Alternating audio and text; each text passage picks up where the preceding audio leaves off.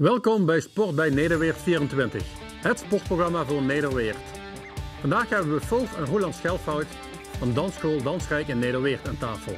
Het koppel is afgelopen week derde geworden op de wereldkampioenschappen Showdance in Leipzig. We gaan snel aan tafel.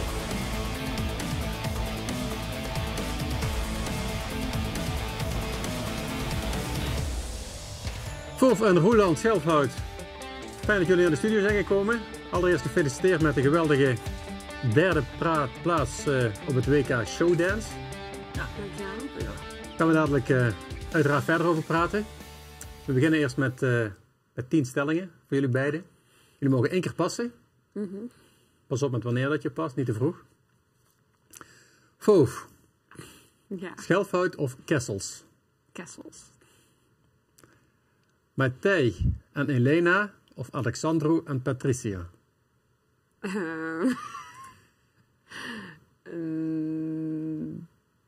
Matthij en Elena. Salisbury of Londen? Salisbury. Salisbury, sorry. Kieran of Ewan? Oh, dat is right. Nou, ik zeg nu natuurlijk Kieran. Oké. Paracetamol of diclofenac? Ik ben voor allebei allergisch. Allebei? Dat wist Ja. ik niet. Oké. Duidelijk. Oostenrijk of Engeland? Engeland. Zomervakantie of wintersport? Zomervakantie. Korronda of Robronda? Oh, pas. Oké. Ospel of Nederweert? Nederweert.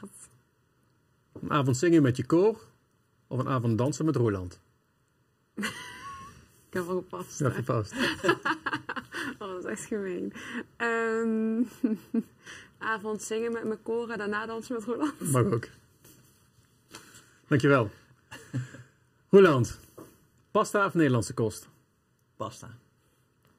Enschede of Venlo? Venlo. WK voetbal of Tour de France? Tour de France.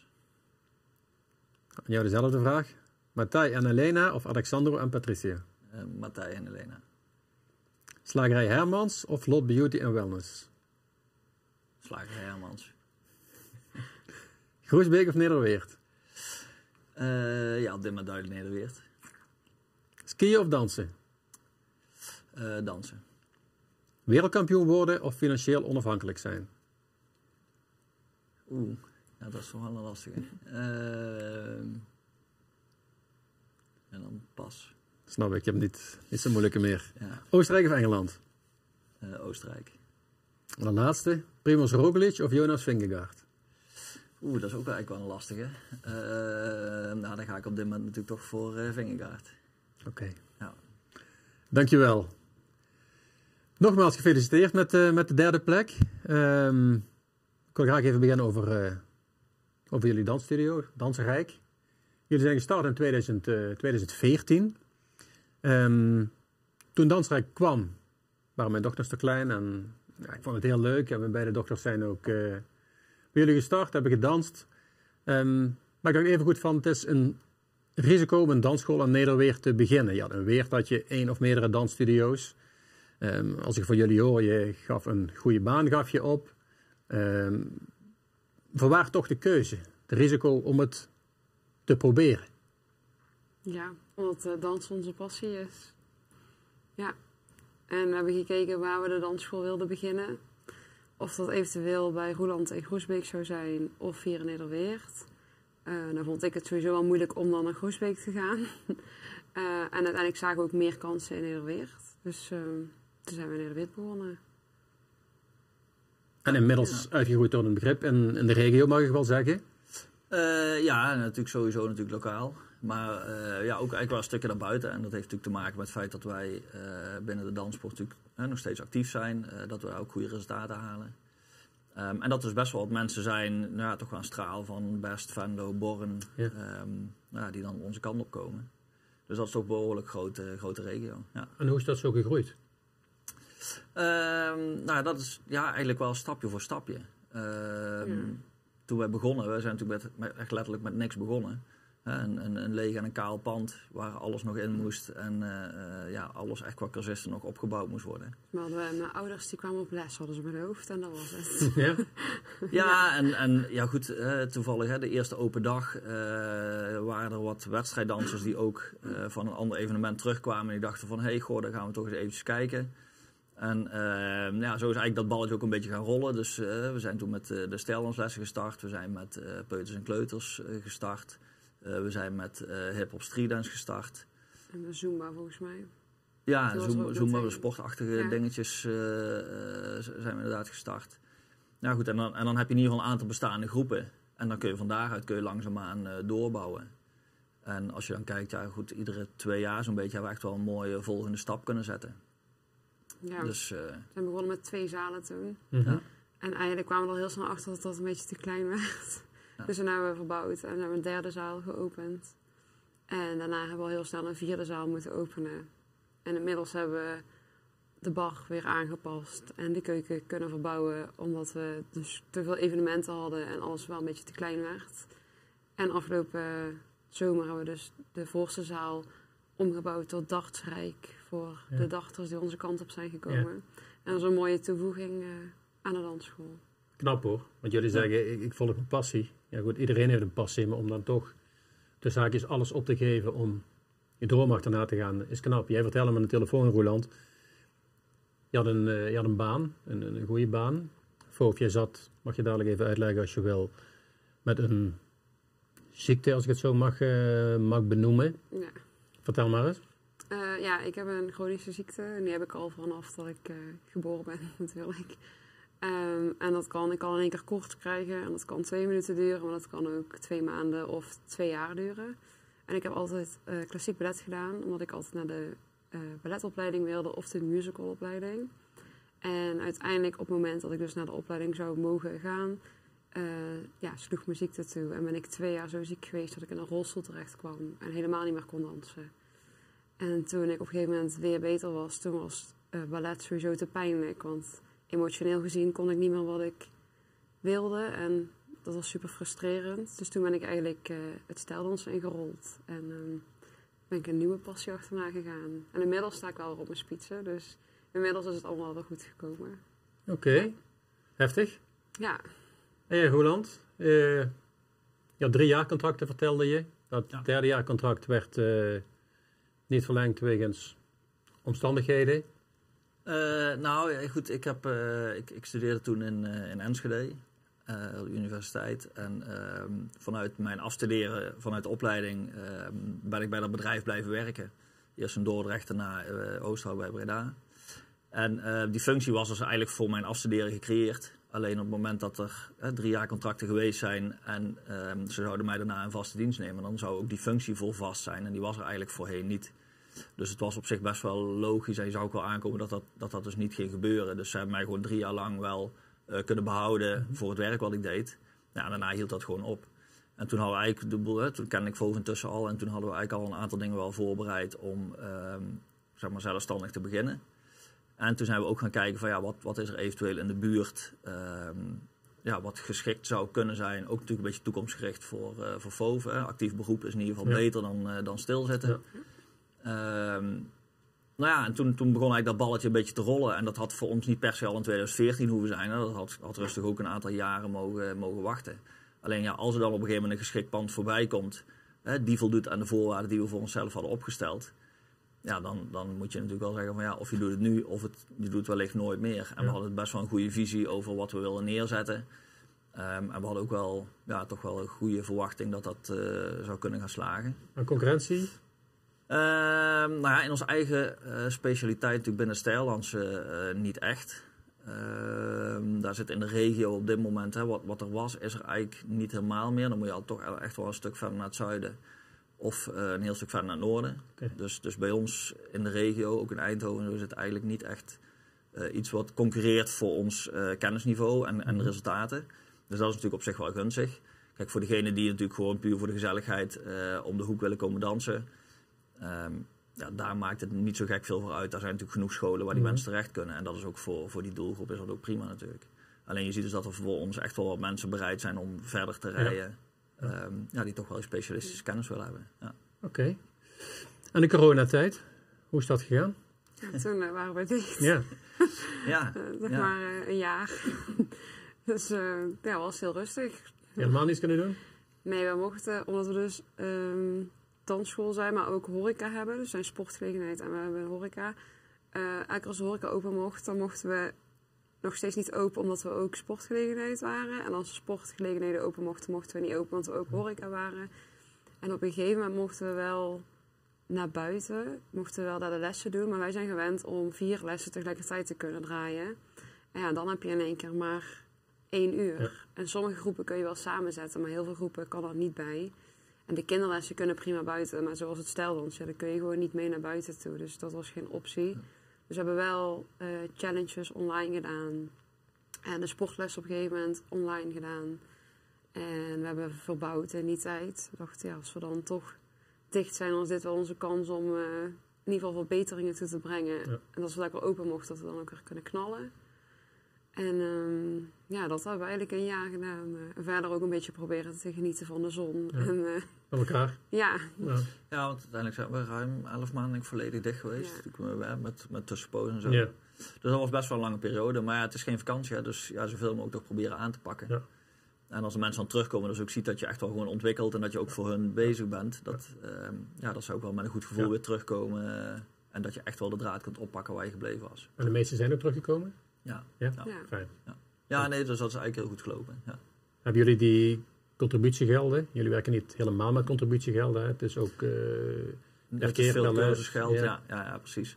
Nou, wij hebben er eigenlijk vanaf het begin af aan voor gekozen om het cursusgeld te bevriezen. Ja. En zodra we weer open mochten, om eigenlijk gewoon verder te gaan waar we gebleven waren. Dus dat de mensen in zoverre, als ze betalen voor 18 lessen, dat ze ook die 18 lessen aangeboden krijgen. En niet dat we moeten zeggen van ja, sorry, er zijn er 9 weg. Ja. En dat heeft ook wel weer het vertrouwen gewekt dat toen wij op een gegeven moment in het najaar bijvoorbeeld weer open mochten, dat die mensen ook bereid zijn om dan weer te starten. Ja. Omdat ze ook weten, als we ergens in die winter dicht moeten, dan vervallen die lessen niet. Ja. En hadden we er in het begin voor gekozen om te zeggen van ja, sorry, kunnen we niks aan doen, jullie zijn het geld kwijt. Ja. Dan hadden ze in het najaar waarschijnlijk ook niet gezegd, nou we beginnen weer. Dan hadden ze gezegd, nou we kijken nog wel even aan. Ja. En daar hebben we achteraf gewoon toch een goede beslissing genomen. Maar dat weet je van tevoren niet. Hè? Dat is gewoon op het moment zelf van je denkt van ja, wat voelt goed en wat kunnen we het beste doen voor onszelf en voor de mensen. Ja. En dat heeft goed uitgepakt. Dan hadden we de zomervakantie waarin we door konden werken toen. Dus nu hebben we in de zomervakantie de lessen gegeven, waardoor we dus toch in september weer het nieuwe seizoen konden beginnen. Ja. En eigenlijk gewoon vanaf daar door konden gaan alsof het altijd door is gegaan eigenlijk. Ja. Hoeveel actieve leden hebben jullie? Rond de 250. Zo. Wisselt een klein beetje met wedstrijddansers die her en der blessures krijgen. Ja. Netjes? Ja. Oké, dat is het dagteam. Die zijn nog niet bijgeteld. Nee, dus eigenlijk... 255. 260. Nou, het zijn 4 dagteams. Dus 4 dagteams zelfs. Oké. En die dachten ook echt de competitie bij ons. Dus superleuk. Ja. Leuk sfeer, goede aanvulling. Donderdagavond en vrijdagavond. Oké. Leuk. Ja, dus dat is echt heel leuk. Ja. Hoeveel personeel hebben jullie? Want jullie doen natuurlijk niet alles alleen. Nee, we doen niet alles alleen. Maar de danswereld werkt eigenlijk voornamelijk met ZZP'ers. Dus dat betekent dat wij eigenlijk de basis echt wel met z'n tweeën draaien. En dat we daarnaast natuurlijk wel afhankelijk zijn van de extra handen. En natuurlijk een aantal leuke meiden van het showteam die het ook echt gewoon heel leuk vinden om te helpen. Dus voor hen is ook een klein beetje een bijbaantje. En zeker met die peuters en die kleuters, daar heb je gewoon echt die handen nodig. Maar goed, dat kan Foof denk ik beter vertellen. Je hebt gewoon handjes nodig om de peuters en kleuters terug in de kring te zetten. Te troosten, veters te strekken, naar de wc te gaan, dat soort dingen. Ben je zo streng dan? Ik ben super streng. Nee, valt wel mee. Streng is niet goed. Duidelijk is vaak wel belangrijk. Zeker bekend. Ja, wel heel duidelijk, maar niet heel streng, denk ik. Het moet vooral heel leuk zijn, maar er is tijd om te luisteren en tijd om leuk te doen. Ja. Eens. Jullie zijn vrij actief, vind ik. Ik lees even voor. Er komt een musicalles, een herfstdansavond, Sinterklaasmiddag, een kerstgala. Ja.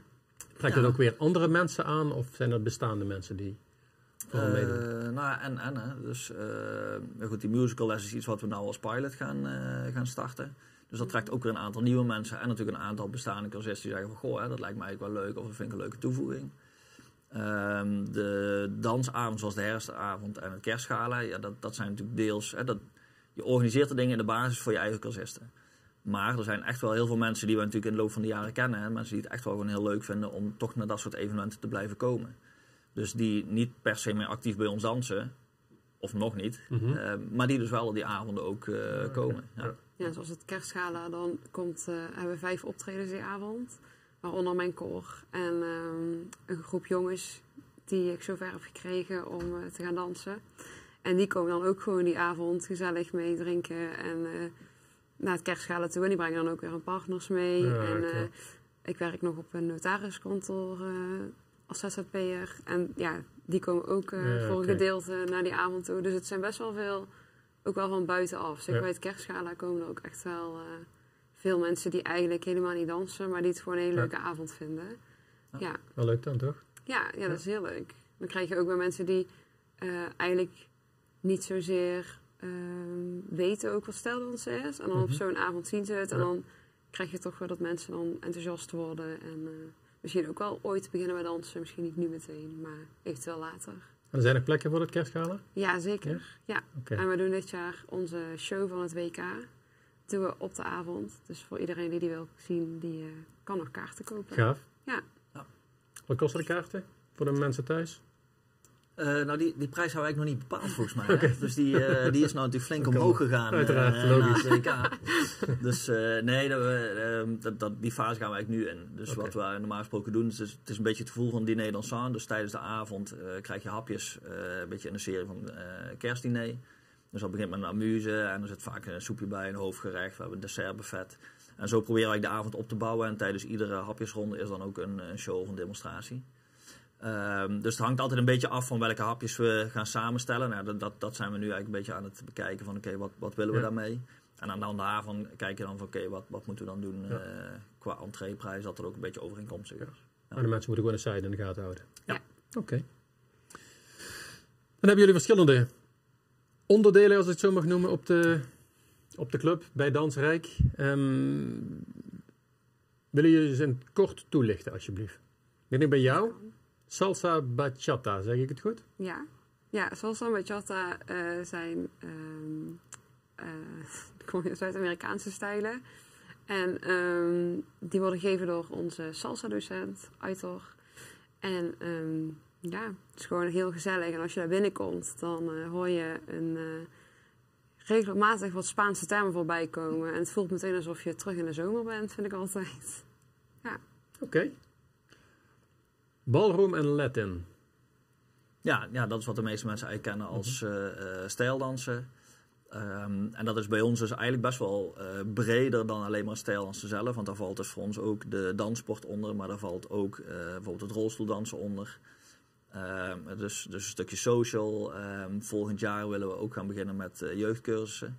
Dus dat we dat echt nog gaan uitbreiden. Dus dat is, Ballroom en Latin is eigenlijk een beetje de verzamelnaam voor alles wat er zeg maar even binnen het stijldansen bij ons gebeurt. Ja. Dus echt letterlijk van de social cursussen tot hoog wedstrijdniveau. Ja. Oké. Dansfit Zumba. Ja, Zumba begin ik even mee. Dat is een dans. Ja, je doet allemaal verschillende dansstijlen. Hip-hop, salsa, bachata, reggaeton. En het is gewoon een uur lang eigenlijk nummers dansen achter elkaar. Dus het is vooral voor je conditie. En het is gewoon heel gezellig altijd. En de Dansfit is een sporttraining die wij zelf hebben ontwikkeld. Klein beetje misleidend de naam, want we gaan niet dansen tijdens de les. Maar het is eigenlijk een les die gemaakt is voor dansers om fit te worden. Inmiddels hebben we 14 man in de groep zitten die allemaal niet dansen. Dus volgens mij is het gewoon vooral een heel leuk sportles. En ben je na zo'n uur helemaal op? Je bent na zo'n uur wel behoorlijk op, ja. Okay. En ook spiertechnisch, het is heel veel pilates, dus het is wel echt ook zwaar voor je spieren, ja. Oké. De bruiloftsdans spreekt voor zich, denk ik, maar leg eens uit. Ja, dat is eigenlijk iets wat Fove met name doet. Maar de laatste jaren zie je dat weer heel erg aantrekken dat de koppels natuurlijk de avond van de feestavond van de bruiloft willen openen met een dans. Dat is natuurlijk heel lang ook traditie geweest, dus op een gegeven moment een beetje wat weggeëpt en is eigenlijk gewoon helemaal weer terug. Je moet de avond toch op een of andere manier openen. Superleuk om met z'n tweeën te doen. Leuk traject er naartoe ook. Dus echt gewoon met de koppel samen gewoon iets heel persoonlijks neerzetten.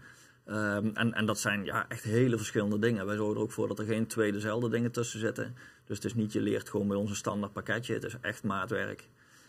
Maatwerk qua muziek, maatwerk qua choreografie. En gewoon het feit dat die mensen met z'n tweeën daar echt naartoe werken. Gewoon echt een aantal weken en soms maanden van tevoren daarmee bezig zijn. Ja, dat is gewoon wel echt heel leuk. Ja. Okay. Ballet modern. Ja, dat is klassiek ballet en moderne dans. En er zit ook een beetje jazzballet bij. Eigenlijk spreekt het al voor zich.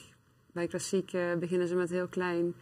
Als klein kindje beginnen ze met op hun tenen lopen en over de diagonaal. En met de eerste posities leren. En ook in een combi met wat jazzballet, zodat ze allebei de stijlen nog krijgen. En als ze wat ouder zijn, dan krijgen ze moderne dans erbij. En de eerste balletgroep, de oudste balletgroep, die is nu begonnen op Spitze net. Dus je kunt echt van kleine ballerina tot op Spitze dansen doorgroeien vanaf nu. Oké. Ja. En dan blijf ik toch weer even bij jou. Peuters, kleuters? Oh, ja, peuterkleuterles is een les waarbij de peuterkleuters verschillende dansstijlen leren. Ze leren hun lichaam kennen, ze leren tellen, ze leren al kleine choreo's dansen. Vaak zijn dat choreo's die op de muziek worden gezegd, maar die ze wel echt al gewoon zelf leren dansen. En ze leren ook taal- en rekendans tijdens de les. Dus dat is door dansen de hersenhelften trainen die je taalvaardigheden en je rekenvaardigheden ook beheren. En dat is het denk ik wel een beetje. Ja. Oké. Laatste twee van jou. Hip-hop, streetdance? Hip-hop, streetdance. Heel veel mensen kennen dat eigenlijk denk ik het best een beetje van de videoclips. Daar zie je dat overwegend wel terugkomen. Wij zijn daar destijds mee begonnen eigenlijk meer met streetdance. Dat was toen eigenlijk een beetje de gangbare term. Later is daar de term hip-hop een beetje voor in de plek gekomen. Maar hip-hop zegt eigenlijk iets over de muziekstijl. Alleen heeft in de loop van de jaren ook wel een beetje de dansstijl gevormd. Dus dat is echt eigenlijk letterlijk tegenovergesteld een beetje van ballet. Hè, waar juist de sierlijke bewegingen heel erg heersen. Daar waarbij hip-hop en zo veel meer de strakke uitbundige bewegingen naar voren komen. Dus het is andere muziek, vaak wel modernere muziek. Voor ons maakt dat dan niet zo gek veel uit. Hè. Dus het is meer wat past bij het kind. En het ene kind gedijt gewoon beter bij de ene dansvorm en de ene muziek. En de ander beter bij de andere muziek. Dus dat is een van de kerndingen waar we toen ook eigenlijk mee gestart zijn. Is het feit dat als wij te veel op één ding zouden richten, dat mensen ook niet de mogelijkheid hebben om andere dansstijlen te ontdekken. Waar ze eigenlijk misschien veel prettiger bij voelen. En nu kunnen ze eigenlijk gewoon heel makkelijk switchen en toch eens kijken van nou, ik probeer dit een keer, ik probeer dat een keer. Ja. Of eventueel allebei. En als ze allebei leuk vinden, kunnen ze ook de dansmix nog doen. Dus daar zit eigenlijk alles een beetje in. En die laatste was dus inderdaad de dansmix. Dat is dan de combi van... Ja, dat is eigenlijk een beetje de combinatie daarvan. Ja. En ook met name waar we best wel een beetje mee geworsteld hebben in het begin was hoe kun je nou die peuters en die kleuters laten doorstromen in een bepaalde dansstijl. En ballet en hip-hop of hip-hop streetdance hadden we toen ook al wel. Alleen dat is voor die kleine kindjes is dat gewoon heel moeilijk inschatten van wat vinden ze nou eigenlijk leuk. En daar zit dus eigenlijk die dansmix tussenin. Dus op het moment dat ze specifiek willen kiezen van ik wil echt ballet gaan doen, kunnen ze ballet doen. Als ze echt iets van streetdance hip-hop willen doen, kan het ook. Als ze zeggen van ik weet het nog niet of ik vind het allebei leuk, dan kunnen ze vanuit de kleuters eigenlijk gewoon doorstromen naar de dansmix. Ja. En dan schuift dat keuzemoment op en dan zijn ze wat verder en dan weten ze ook veel beter van ik vind dit wel leuk of ik vind dat wel leuk. Ja. En vanuit de dansmix stroomt het eigenlijk ook weer wat makkelijker door naar bijvoorbeeld het showteam, waarbij we de dansen ook proberen echt breed op te leiden. Dat ze ook breed inzetbaar zijn bij of verschillende musicals of uitvoeringen. En op die manier ook gewoon breder ontwikkeld zijn als danser. Ja. Ja. Of naar de dansopleiding kunnen. Of naar de nu een aantal dansers zijn gegaan. Ja. Oké. Nou, dankjewel. Ja. Waarvoor we jullie eigenlijk uit hebben genodigd is die felbegeerde derde plek op het WK in Leipzig. Ja. Vertel. Ja. Blij? Ja, heel zeker. Blij? Ja. Verwacht of niet verwacht? Nee. Nee, eigenlijk niet verwacht. Nee, van tevoren als we een plek in de finale hadden, dus bij de top 6, dan zouden we eigenlijk al heel tevreden zijn geweest. was geen indekken, dat is echt serieus. Nee, dat is echt serieus. Ja? Ja. Ja. Dat is eigenlijk een beetje als je kijkt. Wij hebben ons op een gegeven moment gespecialiseerd in showdance bijna 10 jaar geleden. En het eerste WK waar we naartoe gingen, dat was in China, in Chengdu. Ja. Dat was toen bij de amateurs.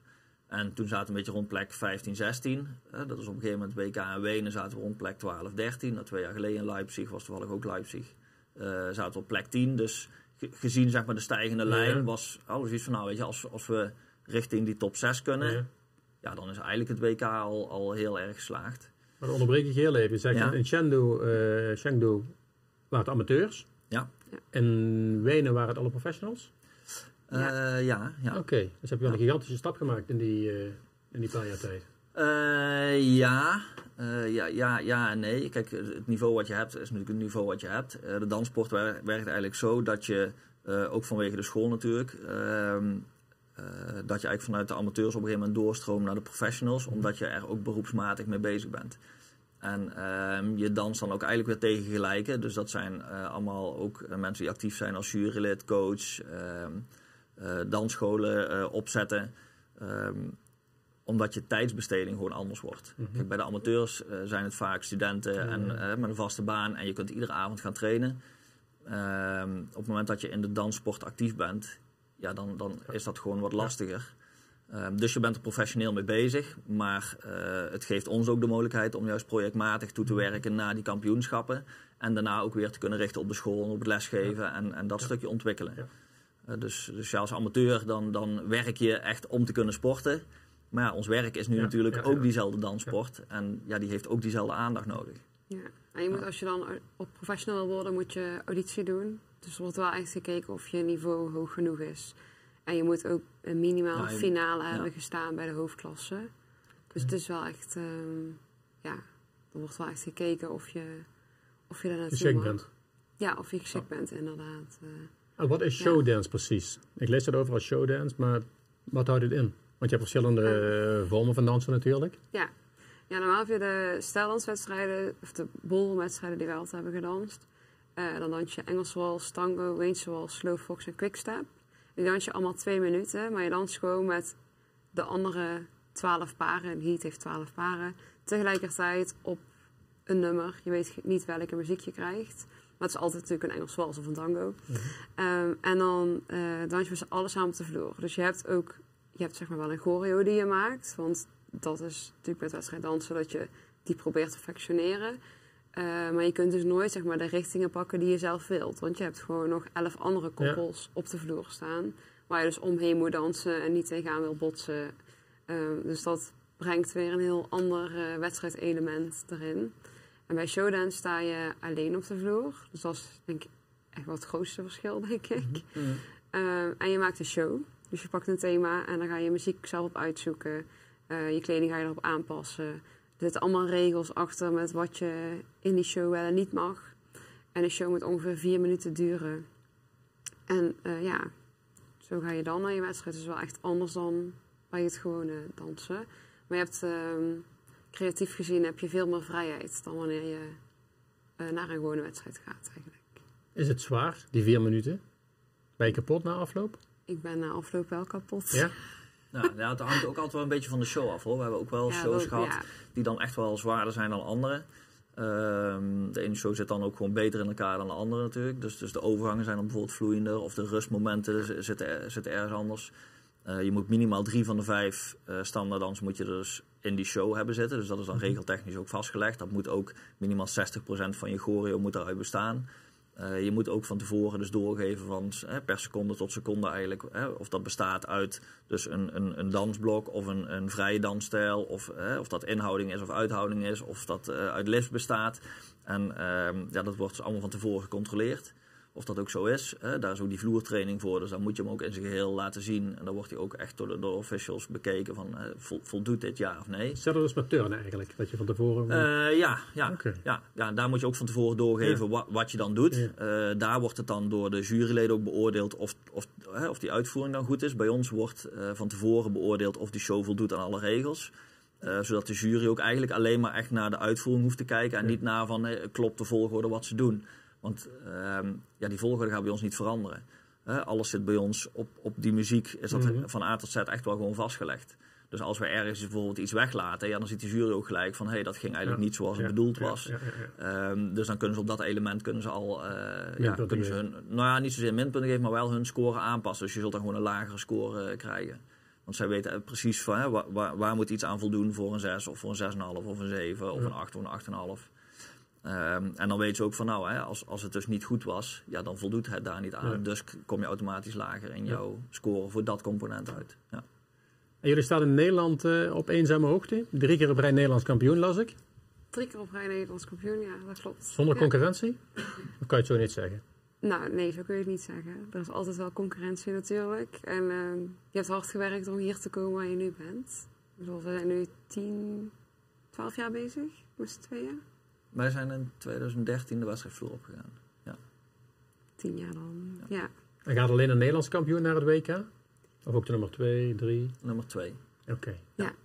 Is nu niet gegaan hoor, maar er mogen er 2 gaan. En dat geldt in principe voor ieder land. Okay. Dus normaal gesproken is het de kampioen en de rankingkampioen. Dus op het moment dat er meerdere wedstrijden zijn in een discipline, wat bijvoorbeeld bij de reguliere wedstrijden wat vaker is, dan zijn dat de 2 die mogen gaan. Op het moment dat het bijvoorbeeld dezelfde is, en dan kan ook die nummer 2 uitgezonden worden. En in ons geval is er geen rankingkampioen, dus mag sowieso de nummer 2 van het kampioenschap. Dus het kampioenschap is eigenlijk wel het belangrijkste meetpunt. Voor het WK. Ja. En hoe werken jullie naar zo'n wedstrijd toe? Hebben jullie een personal coach of hebben jullie meerdere coaches of doen jullie het alleen? We doen het zeker niet alleen. Nee, we hebben een technische trainer. Daar werk ik al mee vanaf 2004. En dan goed vanaf dat ik met Vogue ben gaan dansen, werken wij samen. Piet Runnen zat uit Dongen. En specifiek voor show hebben we dan ook nog een showtrainer. Die hebben zelf ook jarenlang showdance gedaan. Hebben ook WK-finales gedanst. Ook meervoudig Nederlands kampioen. Dus er zijn ook mensen die echt wel weten van wat moeten we neerzetten. En hoe werkt dat het beste voor het publiek? Hoe werkt dat het beste qua show-element? Welke afwisseling willen we maken? Zij doen ook het grootste deel van de muziek voor ons. En daarmee ga je eigenlijk in die eerste fase een beetje sparren van wat willen we qua thema? Wat zou dan geschikt zijn? En hoe gaan we dan die choreo eigenlijk invullen? Nou, als we dat samen met die showtrainer hebben neergezet, dan heb je eigenlijk al een vrij grof concept. En dan gaan we dat uiteindelijk met onze technische trainer gaan we dat dan vervolgens ook technisch weer uitwerken. En dan hebben we natuurlijk wel om en om ook weer die samenwerken. Dus het is niet dat we echt eerst met de een en dan met de ander, maar dat gaat echt wel gelijk samen op. En dan daarnaast heb je natuurlijk de mensen voor de kleding. Ja. En je haar en make-up. En haar en make-up. Ja. En onze fysio. Ja. En masseur. Ja. Fysieke trainer ook nog? Of? Hebben we wel heel lang gehad. Maar op dit moment hebben we dat niet. Doen we gewoon zelf onze sporttrainingen. Ja. En onze sportfysio, die traint ons ook. Dus die geeft ons oefeningen mee en dingen waar we elke week aan moeten werken. Ja, en verder zorgen we eigenlijk gewoon, allebei dat we gewoon fit zijn. Ja. Dus op het moment dat er dan dat er wat is, zodat je weet van daar gaan we naartoe werken, dat je ook eigenlijk gelijk vanaf een goed punt kunt vertrekken. En niet dat je dan eerst nog fit moet worden. Ja. Ja. Jij bent helemaal sportgek, dus jij oefent ook veel sporten, toch? Vooral wielrennen hoorde ik. Ja, ik ben wel fanatiek sporter, ja. Ja, dus jij bent fit. Ja. Van jezelf, om het zo maar te zeggen. Ja, ik fiets graag en ik heb ook altijd veel getennist. Ja. Altijd wel sportief bezig geweest, hardlopen. Oké. Al die mensen kosten natuurlijk geld.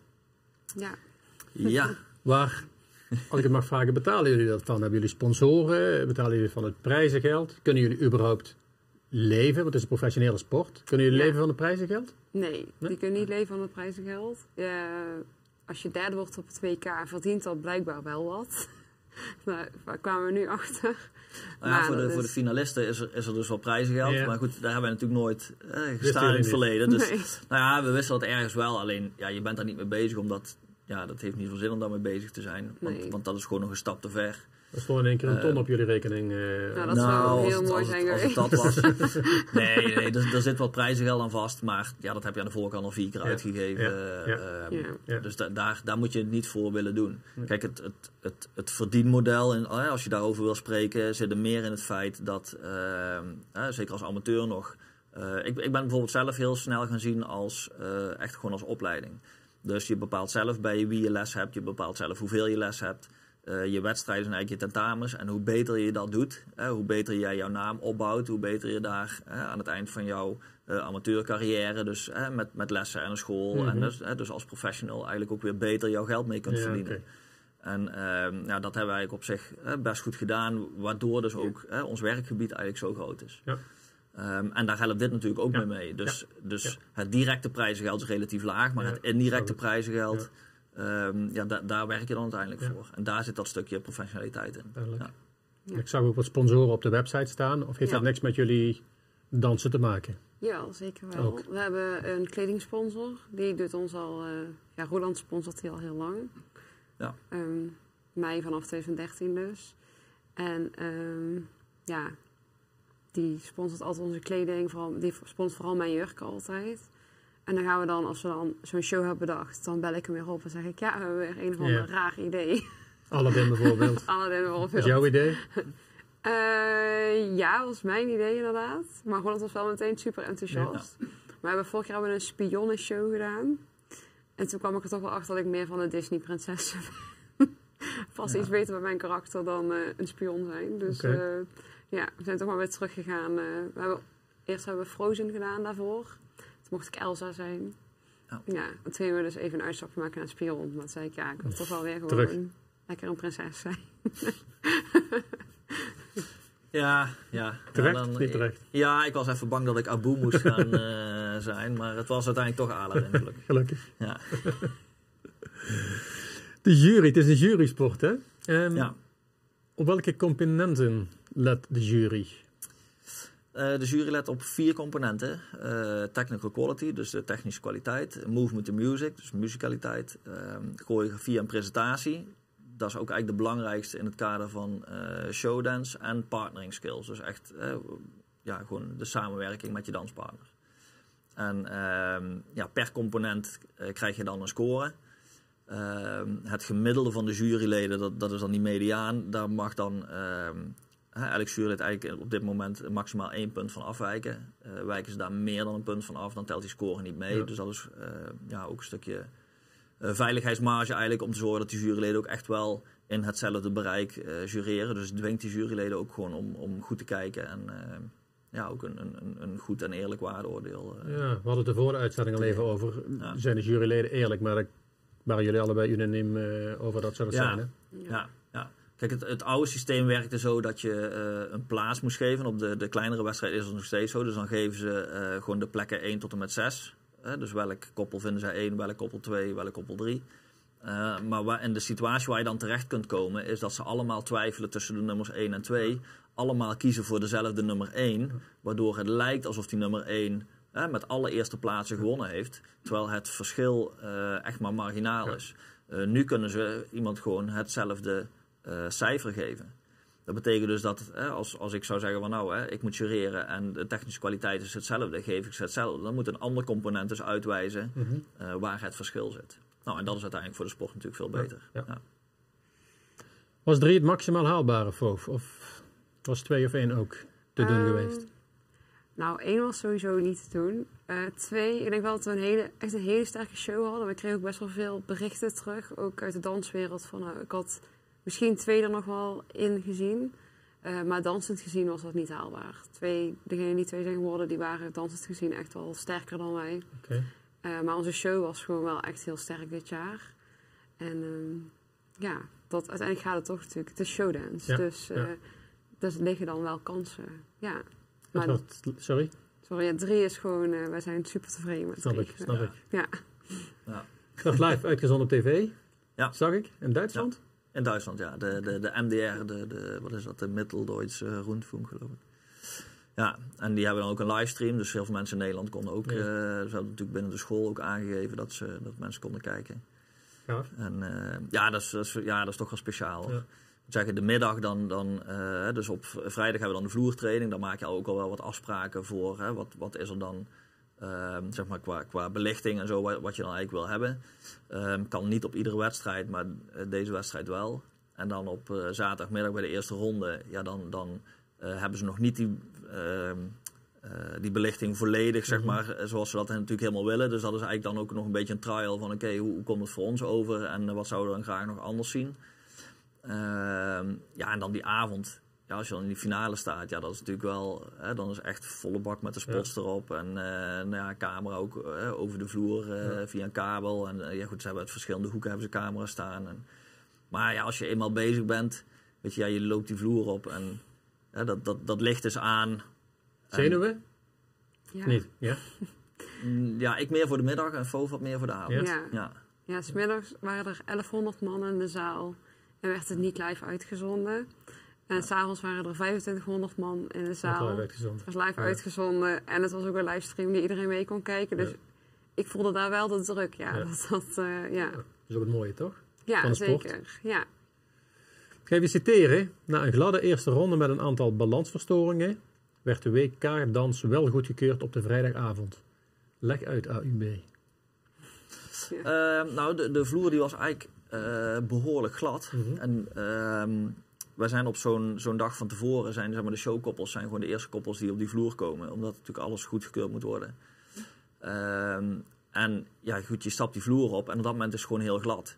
En dat is met showdance, zeker met lifts en momenten waar je toch wel even moet kijken van hoe valt alles op de vloer. Wij trainen natuurlijk bij ons in Dansrijk. Maar dat is niet hetzelfde vloeroppervlak als bijvoorbeeld op zo'n WK. Soms moet je in de breedte richting van de vloer dansen, soms dans je in de diepte richting van de vloer. Daar hadden we daar gelukkig wel goed op geanticipeerd van tevoren, dus dat was wel redelijk oké. Maar je moet dus, je hebt 15 minuten vloertraining. In die eerste 5 minuten probeer je even al je eikpunten goed te zetten. Waar wil ik op welk moment van de show ongeveer zijn? Dan moet je dus al bedenken van dan moet ik die richtingen aanpassen en dan kom ik ongeveer goed uit. Dan heb je 5 minuten, dan moet je jouw volledige show dansen op controle. En in die laatste 5 minuten kun je eventueel nog misschien nog wat opnieuw doen of even wat dingetjes aanpassen. Zeg van we willen nog wat proberen. Na die 15 minuten kom je ook niet meer op de vloer. Dus dat gevoel wat je op dat moment opdoet is bepalend voor jouw eerste ronde. Ja. En ja, als het dan wat glad is en je merkt van je hebt natuurlijk individueel je balansproblemen. Dat heb je allebei, maar je hebt natuurlijk ook koppelbalans. Dus dat betekent dat ook de koppelbalans verstoord is. Ja, en dan is kwalitatief kun je natuurlijk nog niet helemaal neerleggen wat je neer wil leggen. Maar de rest moet je voor die eerste ronde moet je eigenlijk allemaal in je hoofd doen. Dus je moet zorgen dat je goed warm bent en langs de vloer klaar staat. Maar de eerstvolgende keer dat je op die vloer stapt, dat is gewoon je eerste ronde. Die wordt beoordeeld. Dus dan moet je er ook echt wel staan. En dat maakt dat wel... maakt het wel het is ook niet zo'n heel fijn gevoel als je dan in zo'n lift zit op iemands schouder en je voelt degene die de vloer opstapt gewoon. Ja, dat is best wel een spannend gevoel. Maar heeft iedereen last van, toch? Of niet? In principe wel. Alleen voor de mensen die dans of dansschoenen hebben, die weten wel, de vloer waar je op traint, daar zijn jouw schoenen vaak wel aan gewend.